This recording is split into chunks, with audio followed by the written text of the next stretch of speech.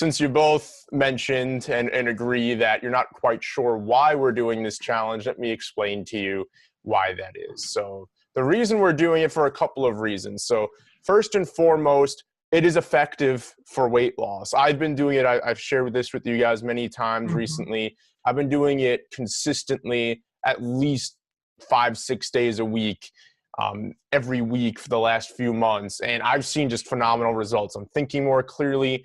It doesn't seem like, even if I do have a day where I'm a little more liberal with what I'm eating, that it's not really reflecting like it would have in the past. And I don't know if it's the placebo effect, but there are studies like this one from PubMed and the National Institute of Health that shows that doing these types of fasting trials anywhere from 3 to 12 weeks, so we're doing 4 weeks, so that's within this duration, it appears to be effective to reducing body weight between 3 to 7%, body fat, I don't know why they measure in kilograms, and then total cholesterol, triglycerides, all that stuff. And while these two aren't nearly as important as the first two, I think that that's definitely worth considering. There's a lot more studies out there, but this is one of the more prominent ones. It was published back in 2015. So for weight loss, it's going to help you. And it's good, just like with fitness, to keep your body guessing. I think we've gone over the SAID principle in the past, where your body adapts to the demands being placed on it.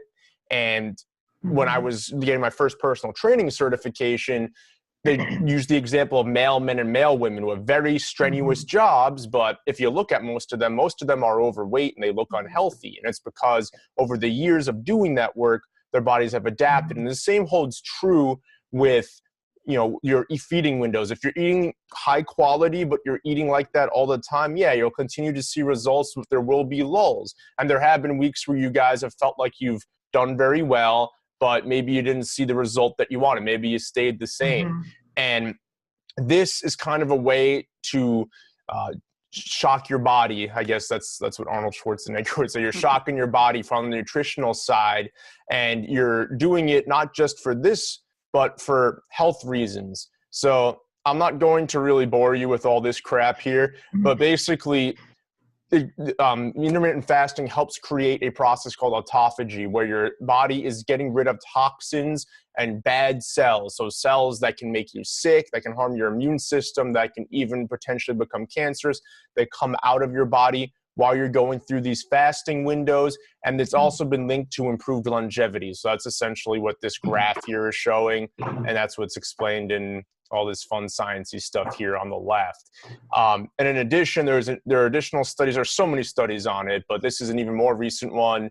And in their conclusions, they said, based on the existing evidence from animal and human studies described, we conclude that there is a great potential for lifestyles that incorporate periodic fasting during adult life to promote optimal health and reduce the risk of many chronic diseases, particularly for those who are overweight and sedentary. So, and then it explains a lot more down here.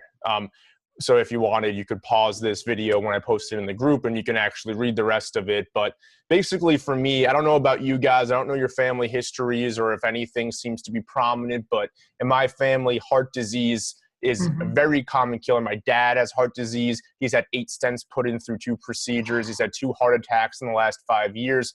And yeah, I mean, partially I think it's his fault, but partially I think he got a crappy end of the stick. He was definitely an accident. His 3 siblings are much older than him. But in any event, yeah, I've had a cousin who at 35 dropped dead of a heart attack. He just was on the phone with his sister. He had a heart attack, and by the time she got to him, he was gone. So this is stuff that's important to me. So anything that can enhance longevity, I think is crucially important, is worth trying.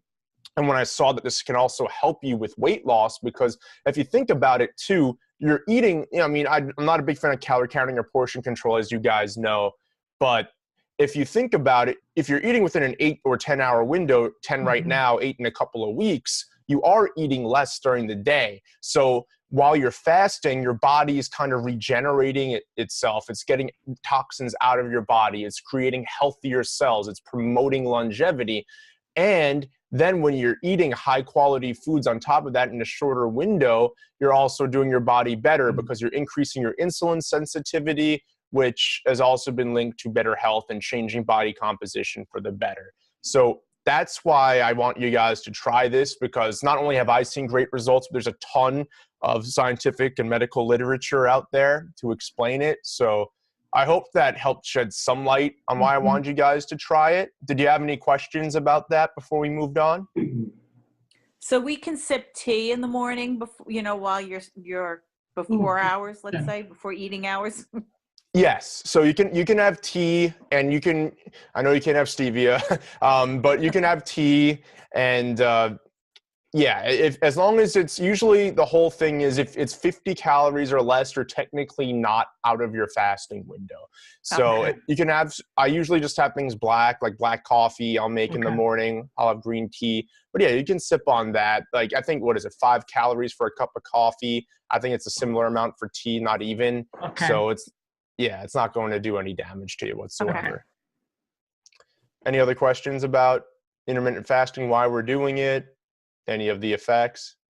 No. Okay. Does that help a little? I don't know if that helps motivate you, but does that help explain it a little better?